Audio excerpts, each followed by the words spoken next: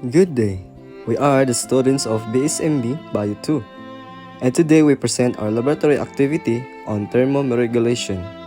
In this video, we will demonstrate how the human body maintains a stable internal temperature despite changes in the environment. We will observe and explain the physiological responses to both heat and cold exposure, focusing on changes in skin temperature, skin appearance, and sensory feedback. Thermoregulation is a vital homeostatic process that maintains the body's core temperature within a safe range despite changes in activity or environmental conditions. This regulation relies heavily on the integumentary system, specifically sweat gland activity and adjustments and skin blood flow, controlled mainly by the autonomic nervous system. Sweating is the primary mechanism for evaporative cooling, while changes in skin temperature reflect the balance between heat delivered by blood flow and heat lost to the surroundings. This activity focuses on regional differences in sweating in skin temperature across the three sites: the palm, anterior forearm, and the forehead. Using the iodine starch method to visualize active sweat glands and direct temperature measurement, the experiment aims to rest during exercise and through recovery. By comparing this data, we can better understand how anatomical differences such as sweat gland density and physiological control mechanisms and shape how the body calls itself, how it returns to balance, demonstrating the principle of homeostasis. So here are the objectives for this activity. Our objectives are: first, measure and compare skin temperature in different body regions. 2. Visualize and quantify occurring sweat gland activity using the iodine starch technique. Third is the analyze changes in sweat production during exercise and recovery. And fourth is the relate findings to thermoregulation, autonomic control, and homeostasis. For this experiment, we prepared the following materials.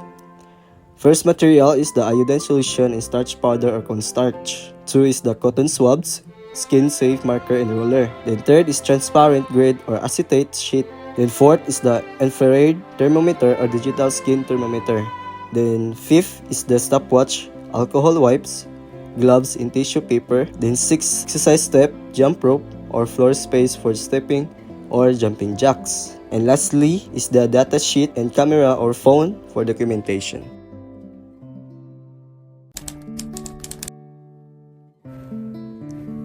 We began the activity by identifying and marking 3 standardized test areas: a 2 cm by 2 cm square on the palm, anterior forearm, and forehead.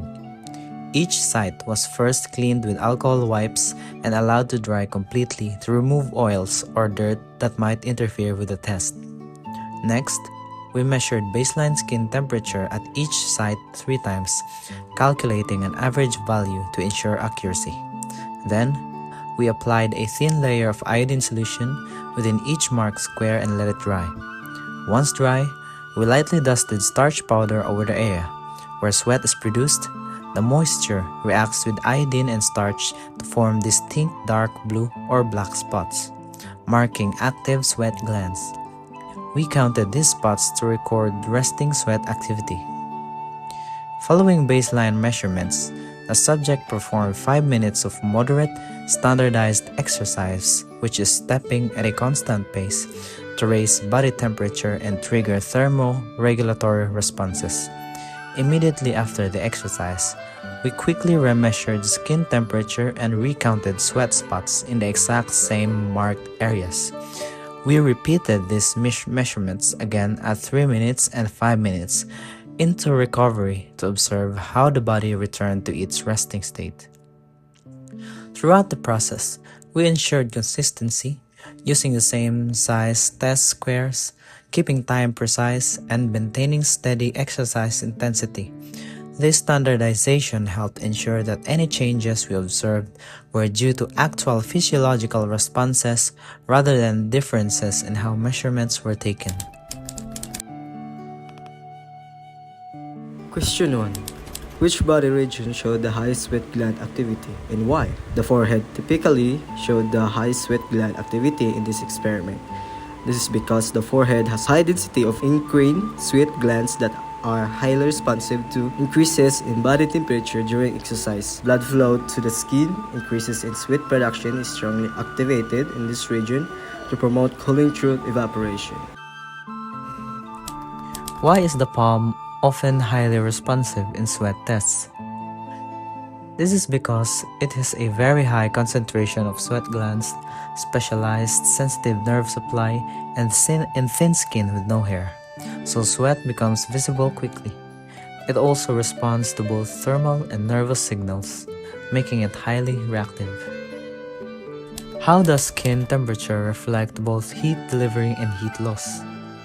Higher skin temperature means more heat is being delivered by blood flow to the surface.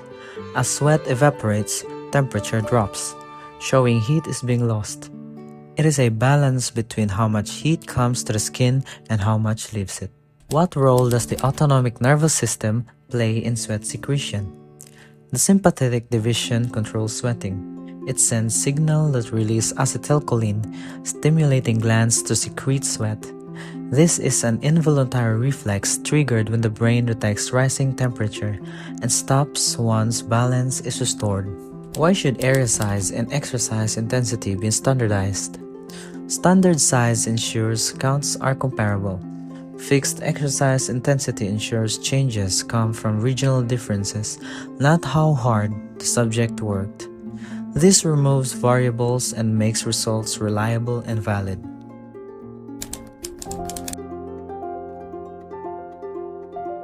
In a conclusion, this laboratory activity demonstrated how the human body maintains thermal balance through the coordinated actions of sweating, changes in skin blood flow, and autonomic nervous system control.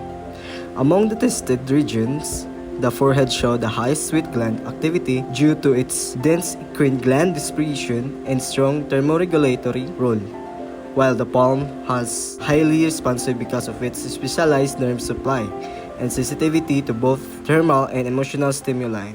Skin temperature measurements reflected the dynamic balance between heat delivery via blood flow and heat loss through evaporation, highlighting the efficiency of these mechanisms. By standardizing this area size and exercise intensity, the experiment produced reliable and comparable data, showing clear differences in sweat gland activity across regions. Overall, the findings illustrate the principle of homeostasis. Exercise disturbs internal balance by raising temperature, and the body responds with vasodilation and sweating to restore equilibrium during recovery. This activity reinforces the importance of thermoregulations as a vital homeostatic process that protects the body from harmful temperature extremes.